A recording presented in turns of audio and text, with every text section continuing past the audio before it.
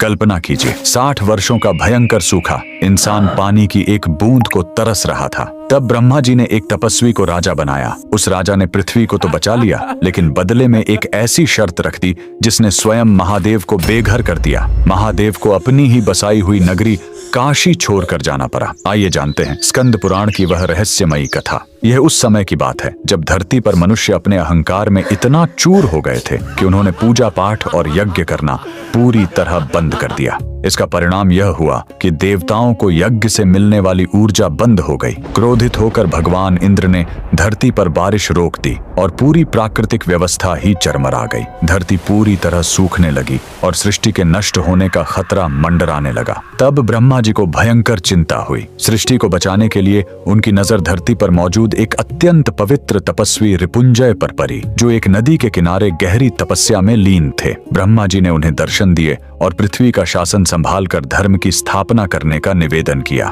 रिपुंजय मान तो गए, लेकिन उन्होंने परमपिता ब्रह्मा के सामने एक बहुत ही कठोर शर्त रख दी। रिपुंजय ने कहा, मैं पृथ्वी का राजा तभी बनूंगा जब धरती पर अदृश्य रूप में मौजूद सभी देवी देवताओं को अपनी अपनी लोक वापस जाना होगा, ताकि मेरे शासन में कोई ईश्वरीय दखल ना हो। पृथ्वी को बचाने के लिए ब्रह्मा जी को यह शर्त माननी पड़ी। इसी शर्त के कारण देवताओं के साथ साथ भगवान शिव को भी अपने त्रिशूल पर बसाई अपनी प्रिय नगरी काशी को भारी मन से छोड़ कर जाना पड़ा। रिपुंजय, जो अब राजा दिवोदास बन चुके थे, उनके अद्भुत शासन से धरती फिर से हरी भरी, सुखद और मनमोहक हो गई। लेकिन उधर भगवान शिव को अपनी काशी की बहुत याद सताने लगी। राजा की एक शर्त यह भी थी कि अगर उनके राजपाट में कोई भी कमी या अधर्म पाया गया तो वे अपना पद त्याग देंगे। राजा की कमी ढूंढने के लिए महादेव ने पहले अपनी 64 योगिनियों को भेजा, फिर अपने गणों को भेजा और यहाँ तक कि ब्रह्मा जी भी काशी आए, लेकिन किसी को राजा के शासन में कोई कमी नहीं मिली। उल्टा वे सभी काशी की सुंदरता देखकर वहीं बस गए।